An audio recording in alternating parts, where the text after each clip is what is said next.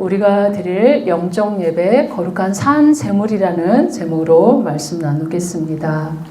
로마서는 사도 바울에 의해 또 로마로 보내진 서신서입니다. 그 내용을 살펴보면 사람이 어떻게 하나님과 올바르게 될 수 있을까? 또 어떻게 하나님 앞에서 올바르다고 선언받을 수 있을까라는 그런 질문에 대한 그것을 논리적으로 굉장히 잘 설명하고 있는 서신서가 로마서입니다.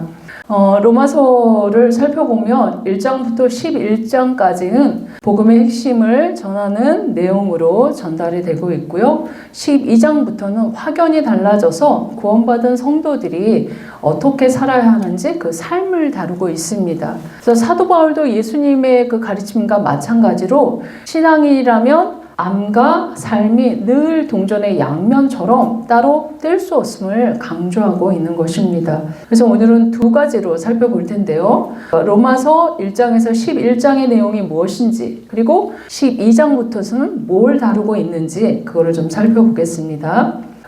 오늘은 로마서 한 권을 통째로 맛있게 드리는 그런 내용이니까 굉장히 집중해서 들어야 됩니다. 구약과 신약과 예수 그리스도까지 복음의 핵심이기 때문에 좋은 팁을 좀 얻었으면 좋겠습니다. 첫째로 하나님의 진노에서 벗어나려면 모든 사람이 의롭게 되어야 한다라고 로마서 1장에서 11장까지 사도 바울은 계속해서 피력하고 있습니다. 오늘 우리가 읽었던 본문 12장부터는 삶을 다루는 내용이라고 그랬죠. 그러니까 로마서 12장 1절부터는 그러므로 라고 시작하고 있습니다. 바로 그러므로 라고 하는 것은 앞의 내용이 뒤의 내용의 이유나 원인, 근거가 될 때 이렇게 쓰여지는 접속 부사가 그러므로이니까, 그러면 12장 앞부분이 뭐죠? 11장부터 그 앞에 1장부터 11장까지 전체의 내용을 받아서 그러므로 라고 말하고 있는 것입니다. 바로 뭐죠? 아까 얘기했던 모든 사람이 죄를 범하였기 때문에 하나님의 진노 아래에 있으며 그 진노에서 벗어나려면 모든 사람이 의롭게 되어야 한다라는 것들을 피력하고 있는 것이죠. 그래서 우리가 좀 로마서 그 앞에를 좀 살펴봅시다. 로마서 1장에 보면 바울은 하나님 자신과 하나님의 그 속성에 대해서 모든 만물 속에 하나님께서 드러내고 계신다라고 이야기하고 있어요. 그런데 사람들은 그 계시를 뻔히 알면서도 거부한다. 그랬기에 심판을 당한다라는 것이 1장에서 피력하고 있습니다. 1장 19절 20절 같이 한번 읽어봅시다. 이는 하나님을 알만한 것이 그들 속에 보임이라. 하나님께서 이를 그들에게 보이셨느니라. 창세로부터 그의 보이지 아니하는 것들 곧 그의 영원하신 능력과 신성이 그가 만드신 만물에 분명히 보여 알려졌나니 그러므로 그들이 핑계하지 못할지니라. 하나님이 창조하신 창조 세계만 보더라도 그 창조주 하나님이 얼마나 기가 막히게 설계했는지, 광대한 우주 또 굉장히 작은 마이크로 세계까지 정말 그 하나님의 그 신성과 위대함은 다 녹여져 있어요. 그래서 하나님의 신성과 능력을 모두 다 알 수 있음에도 불구하고 사람들은 거부한다는 거죠. 그리고는 기껏 하는 것이 하나님의 영광을 썩어질 사람과 새와 짐승과 기어다니는 동물의 형상으로 바꿔서 우리에게 풍요와 다산을 주는 신이라고 우상 숭배에 찌들어 있다. 그렇게 얘기하면서 그런 자들은 자신의 이익을 위해서 그 우상을 이용하면서, 그리고 자신의 그 욕심을 위해서 불의와 추악과 탐욕, 악의, 시기, 살인, 분쟁, 사기, 악독, 비방, 능욕, 교만, 거역 등등 온갖 죄와 불법들을 저지른다라고 1장에서 고발하고 있습니다. 그런데 온갖 죄와 불법들을 저지르는 이 이방인, 바로 세상 사람들만 저지르는 죄악들이 아니다라고 하면서 난지 8일 만에 몸으로 할례를 받고, 몸으로는 할례를 받았지만 마음으로 할례를 받지 못하고 오직 나는 모세의 율법을 소유한 그런 자들이야. 그러면서 성전 중심, 율법 중심으로 살고 있는 유대인들, 니네들도 다른 것 같지? 아니야. 니네들도 똑같아. 라고 고발하고 있는 게 로마서 3장 9절에 이렇게 얘기해요. 같이 읽어봅시다. 그러면 어떠하냐? 우리는 나으냐? 결코 아니라. 유대인이나 헬라인이나 다 제 아래에 있다고 우리가 이미 선언하였느니라. 왜요? 성전 중심, 율법 중심으로 살려고 그렇게 애를 쓰는데 왜 그럴까요? 어느 누구도 자신의 행위로 의롭게 될 수 없기 때문이다 라고 이야기해요. 로마서 3장 20절에 보면 그러므로 율법의 행위로 그의 앞에 의롭다 하심을 얻을 육체가 없나니 율법으로는 죄를 깨달음이니라. 네. 율법을 완전히 행하는 자를 의롭다 칭함을 여겨주신다고 하나님 말씀하셨는데 그 율법을 완전히 순종하는 자가 하나도 없기 때문에 유대인이나 이방인이나 세상 사람들이나 믿는 너희나 다 제 아래 있다라고 선언하는 것이 바로 이 로마서입니다. 그런데 문제는 죄 아래 있어? 그러면 뭐 그냥 죽으면 그냥 흩어져 버리고 먼지처럼 사라져 버리면 끝이지 뭐 이렇게 얘기하는데 아니라는 거예요. 당대와 후대와 영혼까지 하나님의 진노 아래 있다. 그래서 그 심판받는 대상이다 라고 얘기하는데 로마서 6장 23절 같이 읽어봅시다. 죄의 삭은 사망이요 하나님의 은사는 그리스도 예수 우리 주 안에 있는 영생이니라. 네, 같은 문장에 영생과 사망. 그러면 이 사망은 영원한 사망을 이야기하는 거죠. 네, 단순히 육체의 죽음, 흙에서 와서 흙으로 돌아가는 그것뿐만 아니라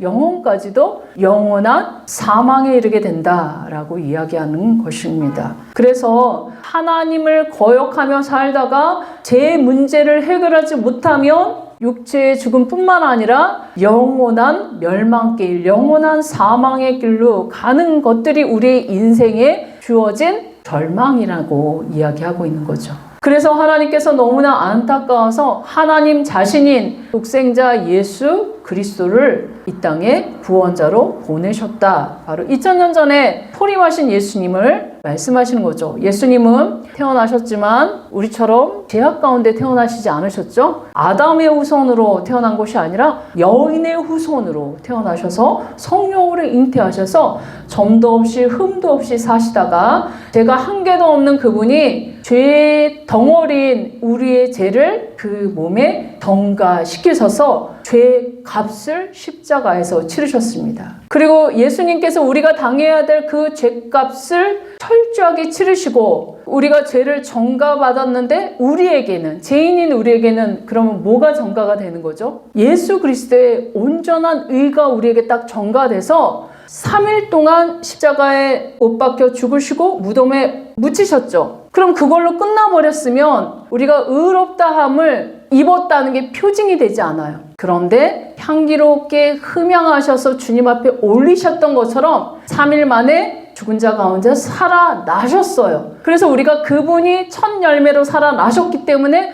우리는 의롭다함을 받은 것으로 확증하신 게 그 부활의 사건입니다. 그게 바로 구약의 대사에 그게 예수님의 사역들이 녹아져 있는 거예요. 그걸 가지고 사도 바울은 바리새인 중에 바리새인이 있고 유대인 중에 유대인이었기 때문에 제약의 그 제사의 구약의 제사법을 너무나 잘 알고 있었기 때문에 그걸 녹여서 이야기한 게 이 로마서입니다. 그런데 예수님께서 죄값을 어떻게 치르셨습니까? 이사야 예언에 의하면 그가 찔림은 우리의 허물 때문이요 그가 상함은 우리의 죄악 때문이라. 그가 징계를 받음으로 우리는 평화를 누리고 그가 채찍에 맞음으로 우리는 나음을 받았도다. 우리는 다 양 같아서 그릇 행하여 각기 제 길로 갔거늘 여호와께서는 우리 모두의 죄악을 그에게 담당시키셨도다. 어떻게 해요? 우리의 죄악을 그에게 어떻게 하라고요? 담당시키셨도다. 그래서 죄가 있는 그분이 십자가에서 철저하게 죄값을 치르시고 우리는 죄가 한 개도 없이 예수님의 의를 덧입게 되었다라고 말씀하고 있는 것이죠. 그래서 예수님의 가시에 찔리고 채찍에 맞으시고 대못에 박혀 상하고 징계받는 것은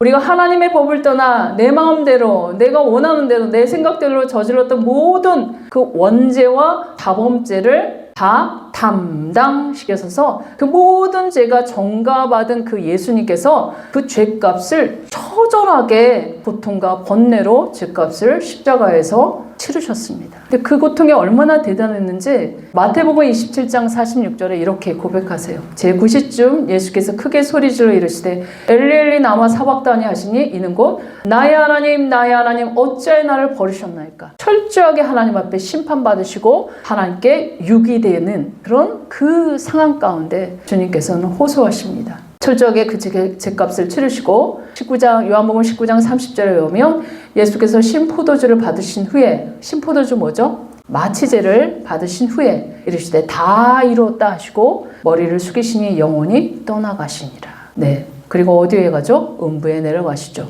3일 동안에. 네. 그리고 말씀하시고 죽으시고 장사되었습니다. 그러나 하나님이시기 때문에 죽음을 이기시고 3일 만에 다시 살아나셨습니다. 이것이 바로 우리가 의롭다 영광을 받은 확실한 증거입니다. 그래서 내가 예수님을 믿는데 예수님 믿는데 내가 어떻게 의롭게 되고 죄를 용서받아? 아니라는 거죠. 그분이 살아나셨기 때문에 죄값을 치르시고 우리가 의롭게 됨이 이것이 바로 증거다. 로마서 3장 24절 25절에 보면 그리스도 예수 안에 있는 속량으로 말미암아 하나님의 은혜로 값없이 의롭다 하심을 얻은 자 되었느니라. 예수를 하나님이 그의 피로써 믿음으로 말미암아 화목 제물로 세우셨으니 네, 제물로 그가 대신 죽으셨다. 그래서 예수 그리스도를 말미암아 속량, 즉 구원을 얻게 되었다고 말하는데 우리가 받은 것은 값없이 의롭다함을 받았지만 예수님께서 그 값없이 우리에게 주시기 위해서 치르신 그 죄값은 그 무게가 이루 말할 수 없는 죄의 무게였다는 것을 우리가 알아야 됩니다. 바로 전도 없고 흠도 없는 예수 그리스도의 피, 그가 죄인들을 대신한 화목 제물이 되어주심으로 하나님의 진노를 그가 받으시고 우리에게 그 진노가 쏟아지지 않도록 막아주셨다라고 말씀하고 있습니다. 그래서 우리의 죄악에 대해 정당하게 갖고 계셨던 하나님의 진노의 심판을 이미 예수님께 쏟아 부으셨기 때문에 우리가 받을 심판이 없다는 것이죠. 그래서 우리가 영원한 사망에서 건짐을 받고 영원한 생명으로 옮김을 받은 사건이 이미 2000년 전에 주님께서 이루어 놓으셨습니다. 아멘. 로마서 5장 9절에 보면 그러면 이제 우리가 그의 피로 말미암아 의롭다 하심을 받았으니 더욱 그로 말미암아 그 진노하심에서 구원을 받을 것이니. 비록 우리가 영원한 지옥에서 하나님의 진노 심판 아래에 있어야 하지만 예수님께서 절대로 그렇게 우리를 방치하지 않으시고 어떻게 해요? 대신 진노를 받아주심으로 말미암아 우리는 하나님의 진노에서 벗어나 예수님의 의를 덧입혀서 이제 의롭다 칭함을 받은 법정으로 이미 판결이 꽝꽝꽝 의인이다. 네. 벌금 500만 원인데 대신 500만 원을 누가 내줬어요. 그러면 나는 이제 더 이상 치를 것이 없는 법정 선언으로 의롭다라고 이미 우리에게 인쳐주셨습니다. 그런데 하나님의 진노하심을 이미 예수님이 받으셨는데도 그걸 아니야 예수님 때문에 그런 거 말도 안 돼 어떻게 그 인간인 그분이 대신 이 온 인류를 오고 오는 모든 세대를 다 죄값을 치를 수 있어라고 믿지 않으면 얼마나 그가 믿지 않은 죄로 인하여 끔찍한 죄값을 지옥에서 치르는지 구원자 되신 예수님께서 초림하셔서 복음 전할 때 이 지옥에 대한 설교를 굉장히 많이 하셨습니다. 복음서에 보면 마가복음 9장 43절에서 49절까지 그렇게 말씀하고 계시는데 제가 읽어드릴게요. 만일 내 손이 너를 범죄하게 하거든 찍어버리라. 장애인으로 영생에 들어가는 것이 두 손을 가지고 지옥 곧 꺼지지 않는 불에 들어가는 것보다 나으니라. 왜요? 그것은 너무 끔찍하니까. 또 45절에 보면 만일 내 발이 너를 범죄하게 하거든 찍어버리라. 다리 저는 자로 영생에 들어가는 것이 두 발을 가지고 지옥에 던져지는 것보다 나으니라. 왜요? 너무 끔찍하니까. 47절에 보면 만일 내 눈이 너를 범죄하게 하거든 빼버리라. 한 눈으로 하나님 나라에 들어가는 것이 두 눈을 가지고 지옥에 던져지는 것보다 나으니라. 네. 왜요? 48절에 보면 거기에는 구더기도 죽지 않고 불도 꺼지지 아니하느니라. 사람마다 불로서 소금치듯 함을 받으리라. 네. 구약의 제사를 보면 번제단에 쪼갠 고기를 희생제물을 올려놓고 가루가 될 때까지, 재가 될 때까지 활활 태우지요. 지옥 심판을 지금 거기에서 메타포로 이용해서 그 리허설을 하고 있는 거예요. 얼마나 끔찍한 그 심판이 있는지 각을 뜨고 가죽을 벗기고 불을 태우고 이런 모든 것들이 그 심판에 대한 메타포입니다. 실제로 지옥에 가면 그런 일들이 심판을 받는다라는 것들을 이야기하고 있는 거죠. 그 지옥 심판이 얼마나 끔찍한지 예수님께서는 살아있을 때, 아직 기회가 있을 때 범죄한 손, 범죄한 발, 범죄한 눈, 범죄한 이 모든 거 찍어버려라, 빼버려라, 불로 태워라. 왜요? 이 땅에서 장애인으로 사는 것이 영원토록 고통당하는 것보다는 유익이니까 이렇게 말씀하시는 거죠. 하나님 자신이 무한하신 분이시죠. 그렇기 때문에 지옥의 형벌은 영원히 끝나지 않고 그분의 진노도 무한하신다는 것을 말씀하고 있습니다.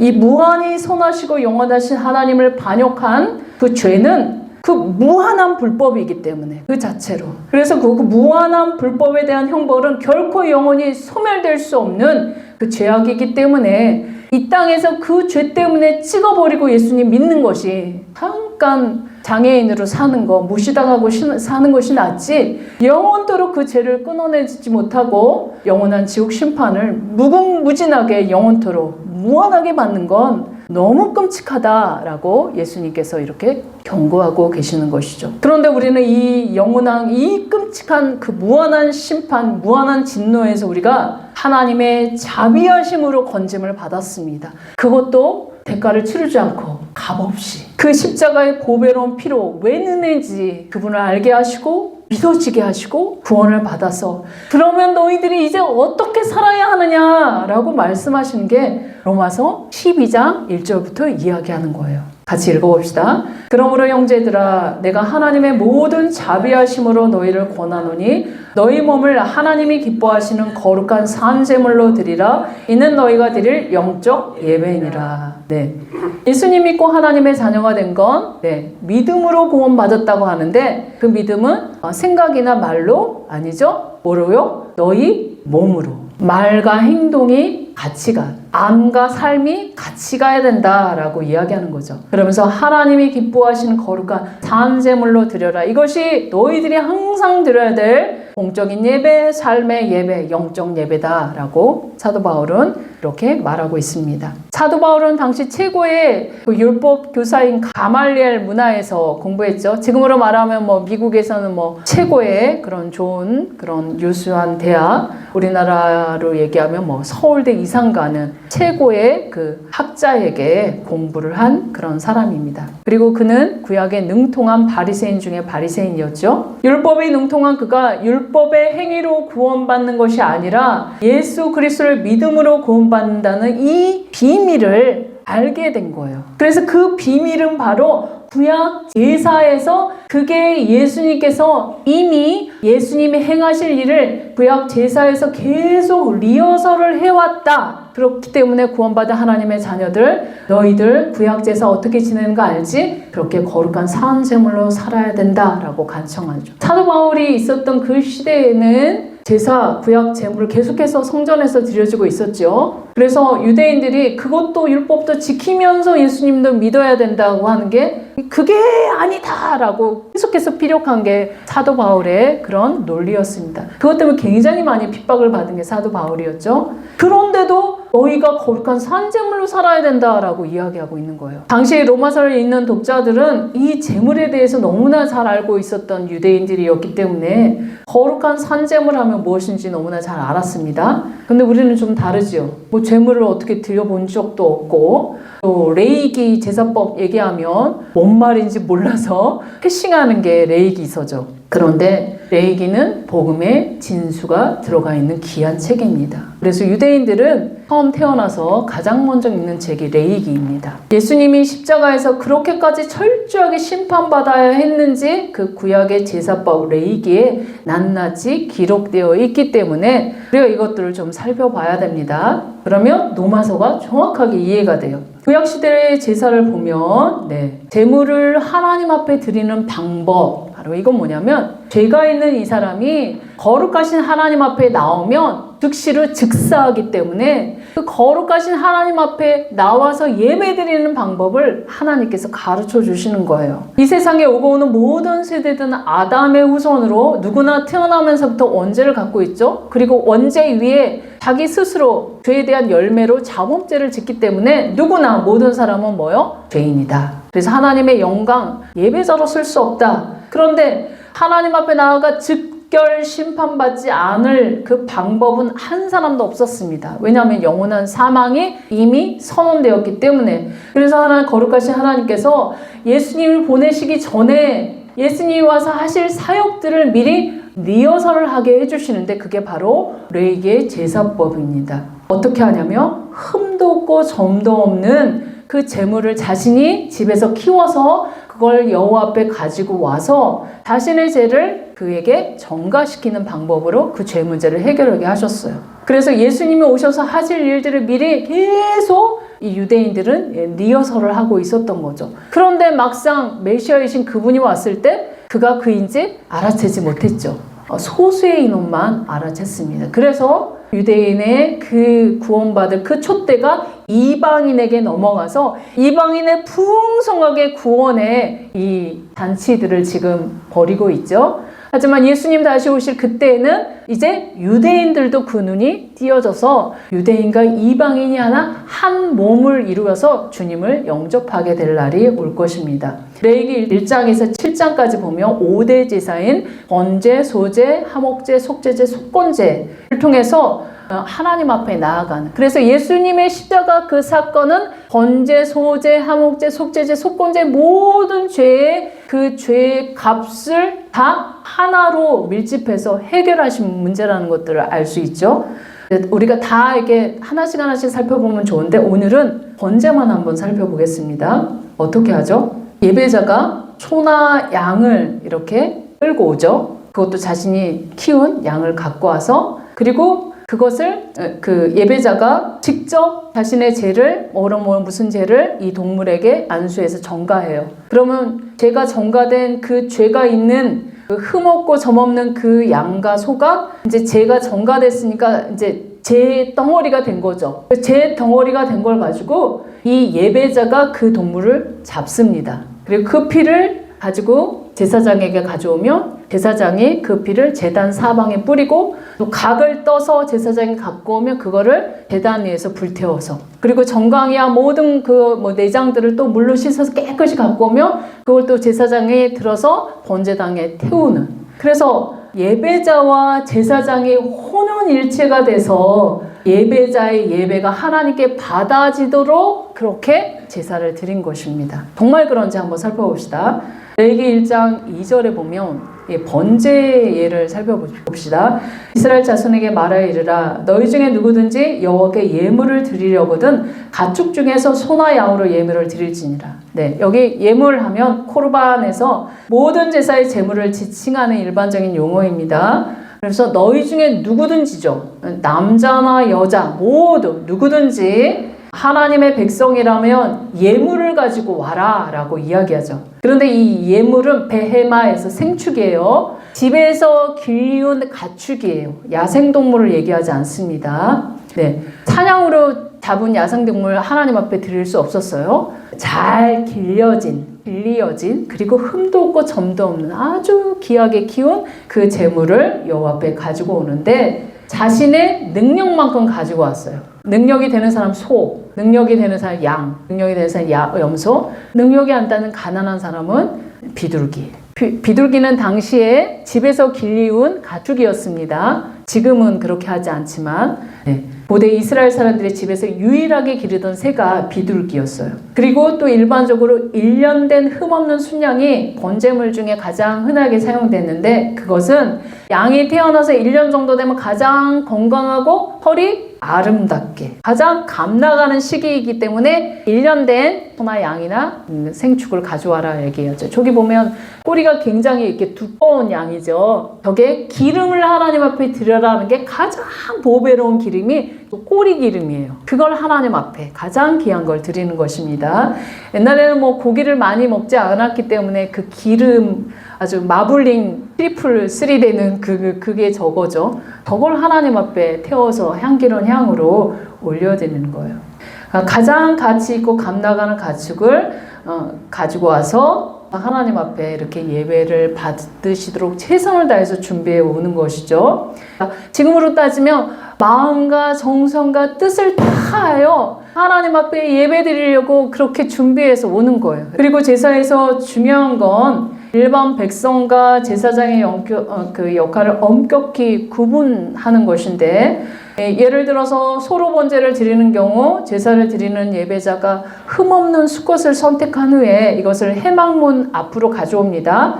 그리고 가져온 제물을 제사장이 잡는 것이 아니라 누가 잡았다고요? 예배자가. 그리고 예배자는 성막 앞에 가서 제사장에게 제물이 흠이 있는지 먼저 점검을 받았어요. 그리고 제사장이 흠도 없고 점도 없는 짐승이라고 점검받은 제물만 이로써 예배자가 그 소의 머리에 안수하여 자신의 죄를 소에게 전가시킬 수 있었습니다.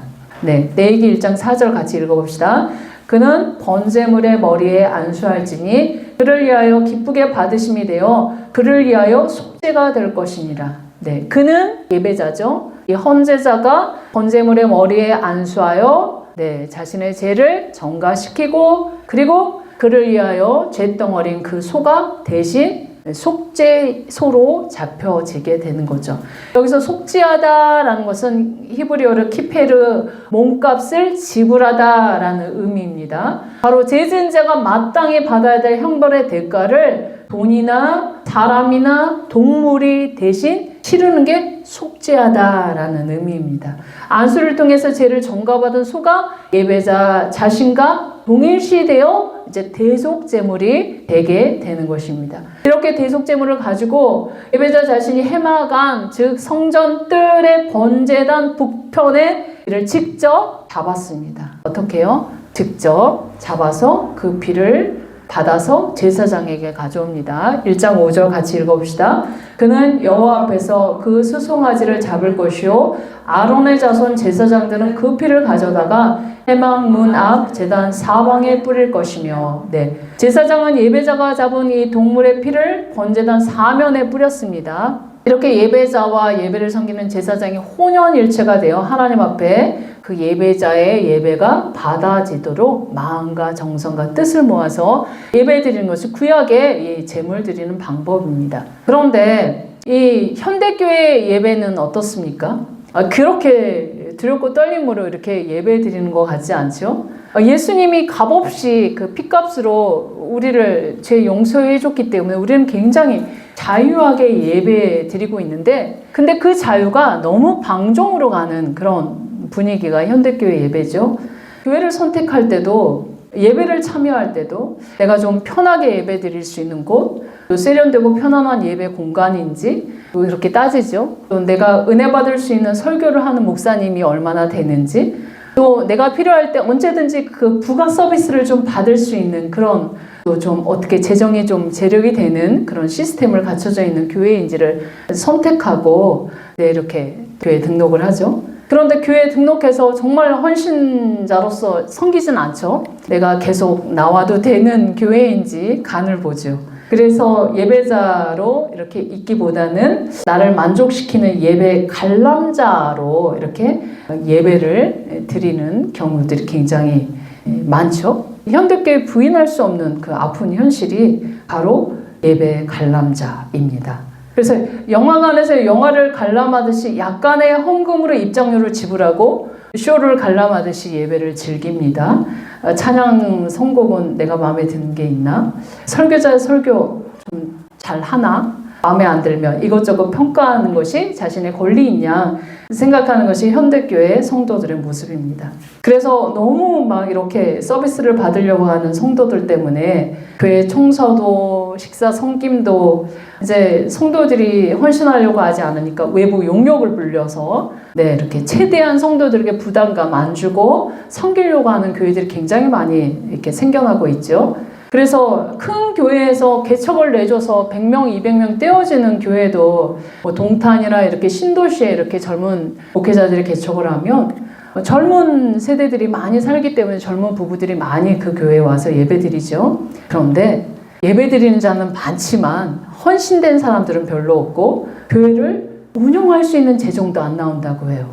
그만큼 11조나 헌금도 드리지 않고 그 쇼를 관람하고 가는 성도들이 너무 많다는 것이죠. 그런데 우리나라하고는 다르게 우리나라는 복음화율이 굉장히 많이 높아졌음에도 삶과 알미 안 따라주는 성도들이 너무나 많은데 일본은 우리보다는 복음화율이 굉장히 낮음에도 불구하고 성도 10명만 있으면 한 교회가 자립을 한다고 이야기해요. 네, 왜 그럴까요? 리얼 크리스찬이라는 거죠. 네. 마태복음 6장 21절에 보면 내 보물이 있는 그곳에는 내 마음도 있느니라 라고 말씀하세요. 내가 하나님 사랑한다면 내가 소속된 교회를 사랑하게 되어 있고 교회를 사랑한다면 자신의 소중한 물질과 시간을 내어서 헌신하게 되어 있는 것이 바로 당연한 이치이다 라고 이야기해요. 구약에서 자신의 형편에 맞게 소나 양이나 염소나 비둘기를 하나님 앞에 정성껏 1년 동안 키워서 이렇게 형편껏 최선을 다해 하나님 앞에 나올 때 빈손으로 나오지 않고 나왔던 것처럼 이렇게 그런 예배를 하나님 받으시는데 현대교회는 그런 헌신된 예배자들보다는 예배 서비스를 받으려고 오는 예배 관람자들이 넘쳐난다는 거. 네, 이건 바로 뼈아픈 현실입니다. 그러나 구약 예배는 이런 예배 관람자는 있을 수 없었죠. 왜냐하면 원천적으로 그를 차단했기 때문에 그냥 가장 좋은 것을 하나님 앞에 가져와야 제사장이 오케이 해야 그걸 잡을 수 있었잖아요. 그리고 잡고 레위기 1장 6절에 보면 뭐예요? 같이 읽어봅시다.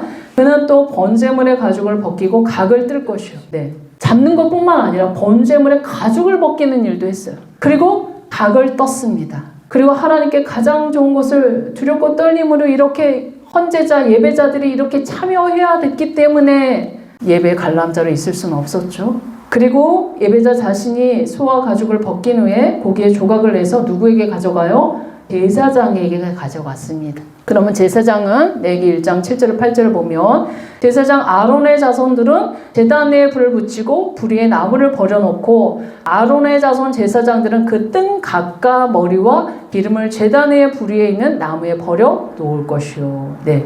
제사장은 번제단에 불을 피우고 나무에 이렇게 올려놓아 제물이 잘 타도록 불 관리를 제사장이 한 거죠. 불이 꺼지지 않게 늘 관리, 아침 저녁으로 관리했던 것이 제사장의 임무입니다.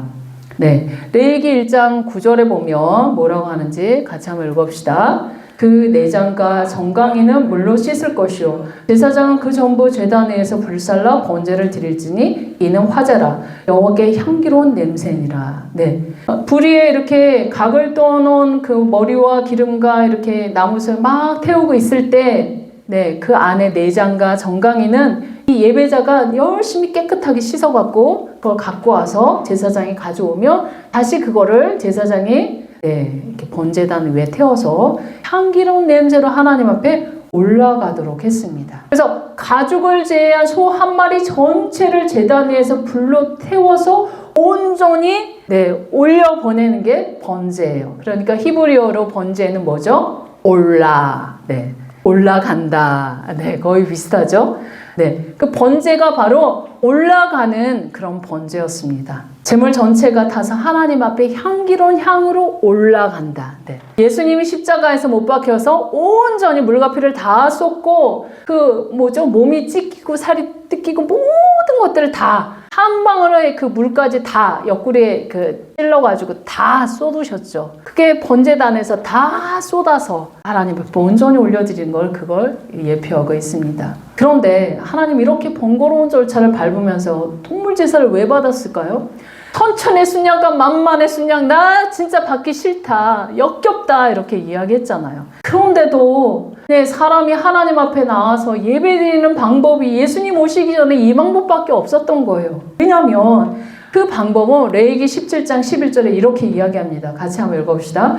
육체의 생명은 피에 있음이라 내가 이 피를 너희에게 주어 제단에 뿌려 너희의 생명을 위하여 속죄하게 하였나니 생명이 피에 있으므로 피가 죄를 속하는 죄를 속하는 유일한 방법은 생명의 속전 피밖에 생명은 생명으로 우리의 영원한 생명을 이 생명을 생명으로서 피로서만 속죄할 수 있기 때문에 죄에 대한 대가는 바로 생명으로 치러야 했기 때문에 이 동물의 제사를 이렇게 받으셨다는 것입니다. 이렇게 예배자는 자신의 눈앞에서 1년 동안 애지중지 키웠던 이 정든 소나 양이나 염소를 죽이고 가죽을 벗겨내는 일, 정말 만만치 않은 일이었죠. 죽이는 것도 한 번에 찔러서 죽지 않잖아요. 여러 번 쫓겨서 가죽을 벗겨내서 예배자에서는 온통으로 피와 살과 그 낭자한 그 막 뼈, 고기, 기름 막 낭자하죠. 피비린내, 고기 비린내 속에서 그 피와 살덩어리들 막 불에 살라서 막 완전히 연기로 올라가는 것을 이렇게 지켜보면서 어떤 생각을 했을까요? 네, 그것도 매년 반복해야 되는데 쟤는 정말 끔찍한 형벌이구나. 쟤는 끔찍한 심판이 있구나. 정말로 다시 죄짓지 말고 살아야지. 커절하게 다짐하고 다짐했을 것입니다. 그리고 행여 이렇게 고생해서 제물을 받아 하나님께 드렸는데 행여 하나님께서 그 향기로운 향으로 받지 않고 그냥 중간에 꺼져버릴까봐 그게 다 탈 때까지 노심초사 두려운 마음으로 지켜보고 있어야 됐습니다. 이를 지켜보는 제사장도 예배자와 마찬가지죠. 그의 죄를 위해서 직접 잡은 소를 이렇게 드려야 했던 것처럼 동일하게 두렵고 떨림으로 제사장도 지켜보고 있습니다. 그 예배가 잘 받아지도록. 어느 누구도 예외가 없었어요. 이렇게 죄인들이 의롭다 칭함을 받기 위해서 이렇게 어려운 절차들을 겪으면서 이렇게 했던 건 바로 예수님이 하실 사역이 이 사역이다. 이 끔찍한 고통을 대신 예수님이 받아주실 것이다 라는 것들. 그래서 하나님과 우리 사이를 화목하게 하기 위한 화목 제물로 예수님이 죽으시고 그 죄에 대한 심판을 받으셨기 때문에 예수님의 의가 우리에게 전가된 것이다 라고 말씀하고 있습니다. 로마서 5장 10절에 보면 곧 우리가 원수 되었을 때 그의 아들의 죽으심으로 말미암아 하나님과 화목하게 되었은즉 화목하게 된 자로서 더욱 그의 살아나심으로 말미암아 구원을 받을 것이니. 누가 화목제물로 죽으셨다고요? 예수님이에요. 그래서 이렇게 우리를 위해서 구원의 행위를 하신 이분 때문에 우리가 살았으니까 이것들을 장황하게 설득을 하는 게 로마서 1장부터 11장까지예요. 이렇게 하셨는데 유대인 너희 예수님 배반하고 거절했지? 그래서 이방인에게 그 촛대가 넘어간 거야. 너희들 철저히 심판받고 다시 예수님 오시기 전에 이방인의 충만한 수가 넘쳐나면 너희도 이제 그때서야 복음 받아들일 거야. 이게 11장까지의 내용입니다. 그러면서 12장 1절에 보면 그죠? 그러므로 형제들아 이렇게 예수님의 보배로운 핏값으로 의롭게 된 하나님의 자녀들아 하나님의 모든 자비하심으로 너희가 이렇게 구원받았으니 그러니 너의 몸을 하나님이 기뻐하시는 산제물로 드리라. 이것이 너희들의 드릴 영적 예배니라 라고 합청하고 있는 것이 이 본문입니다. 이를 한번 직역해 볼게요. 같이 읽어봅시다. 그러므로 형제들아 내가 하나님의 불쌍히 여김을 통하여 너희를 권하노니 너희가 영원한 심판을 받을 죄인의 신분에서 영원히 하나님의 영광을 덧입도록 의롭다 칭함을 입은 성도들이 되었으니 그 은혜에 보답하기 위하여 하나님이 기뻐하시는 살아있는 거룩한 희생제물로 너희의 몸을 바치도록 하라. 이것이 너희의 영적 예배이다. 구약의 제사는 사람 대신 흠없는 소나 양이나 염소가 대신 바쳐졌고 향기로운 향으로 하나님이 흠양하셨듯이 신약의 예물은 예수님이 이 일들을 행하셨으니 우리는 이제 살아있는 제물로서 우리 예배자 자신의 몸이 제물로 하나님 앞에 늘 바쳐지는 그래서 우리의 삶으로 하나님이 기뻐하시는 삶을 사는 것이 영적 예배다. 성도들의 삶의 모습이다 라고 말하고 있습니다. 구약의 제물처럼 죄가 전가된 짐승의 가죽이 다 벗겨진 것처럼 하나님 앞에서 우리의 외식의 행위를 철저히 벗겨버려야 된다는 거죠. 뿔을 뽑고 머리를 잘랐던 것처럼 우리의 거칠게 들이받는 모든 죄악의 모양을 잘라버리고 우리의 머리로 짓는 생각, 판단하고 정죄하는 모든 것들을 잘라버리고 또요. 다리를 자르고 각을 떴던 것처럼 가지 말아야 할 것 철저히 잘라내고 가지 말아라. 가슴과 배와 허벅지와 정강이와 각을 떴던 것처럼 우리의 죄된 행위, 음란, 방탕, 술 취함, 또 중독, 거짓, 술수 이 모든 죄된 모습 철저히 잘라내 버려야 한다라고 말씀하고 있습니다. 제물이 번제단에서 올라 불살라 섰던 것처럼 우리의 모든 말, 행동, 생각 모든 것들을 옛사람을 불태워 소각시켜버리고 이제는 새 사람으로 하나님이 기뻐하시는 모습으로 살아라 라고 말하는 게 산제물입니다. 로마서 12장 2절 같이 한번 읽어봅시다. 너희는 이 세대를 본받지 말고 오직 마음을 새롭게 함으로 변화를 받아 하나님의 선하시고 기뻐하시고 온전하신 뜻이 무엇인지 분별하도록 하라. 네, 산제물로 드린다는 건 이 세대를 본받지 말고 마음을 새롭게 함으로 하나님이 선하시고 기뻐하시고 온전하신 뜻이 무엇인지 분별하는 자들이 이렇게 하나님 기뻐하시는 뜻대로 나의 정신, 마음, 의지, 소유, 능력, 야망 모든 것들을 이 세대와 결이 다르게 하나님이 기뻐하시는 거룩한 방향으로 이렇게 분별하며 살 수 있다라고 이야기하죠. 그런데 사는 것은 구약의 그 제물처럼 산 제물, 흠도 없고 점도 없이 이렇게 구별되어 살아야 된다라고 이야기하죠. 세상 문화를 레위기에 보면 레위기 20장에 보면 가나안 문화라고 말합니다. 그런데 그 가나안 문화 최근에 나온 그 앱스틴 문건에 의하면 이게 세상을 지락펴려가는 돈이 가득하고 권력이 충만한 사람들이 결국 가는 거는 젊어지는 거, 영생이에요. 그들이 원하는 거. 그런데 젊음과 영생은 그 아이들을 통해서 나온 그것들을 맞아서 젊어지는 약을 하는.